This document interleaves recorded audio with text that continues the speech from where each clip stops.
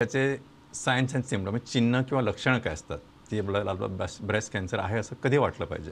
सर्वात सर्वसाधारण चिन्ह म्हणजे ब्रेस्टमध्ये स्तनामध्ये गाठ जाणवणे आणि 99% ही गाठ दुखत नाही, पेनलेस असते. Correct. बऱ्याच वेळेला स्त्रिया असं म्हणतात जेव्हा येतात की हो डॉक्टर 6 महिन्यापासून गाठ होती पण दुखत नव्हती म्हणून मी त्याच्याकडे दुर्लक्ष केलं. तर जी दुखणारी गाठ असते ती साधी असू शकते किंवा ती इन्फेक्शनमुळे असू शकते, पण जी न दुखणारी गाठ असते ती जास्ती डेंजरस असते.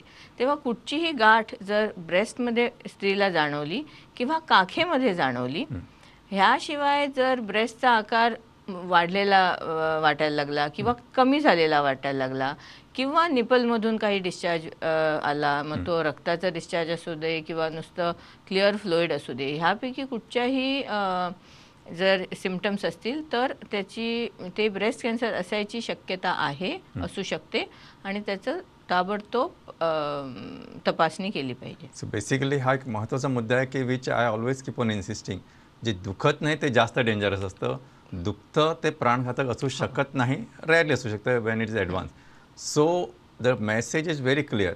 जेव्हा ती दुखत नाही तेव्हा please consult your doctor rather than just going दुखाना काय जायना असे ना, ते त्यांना एकदा लहान असताना पडलेलं आहे, खो खो खेळताना कोणा आपटलेलं आहे, असे don't go for your on interpretation. Instead of that, go to a doctor, get investigated and come to a proper conclusion. बरोबर?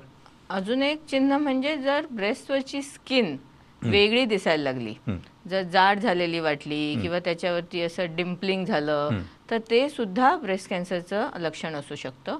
तेव्हा स्किन चेंजेस, कुठच्याही प्रकारची स्किनमध्ये जर तुम्हाला फरक जाणवला तर त्याची तपासणी करणं आवश्यक आहे.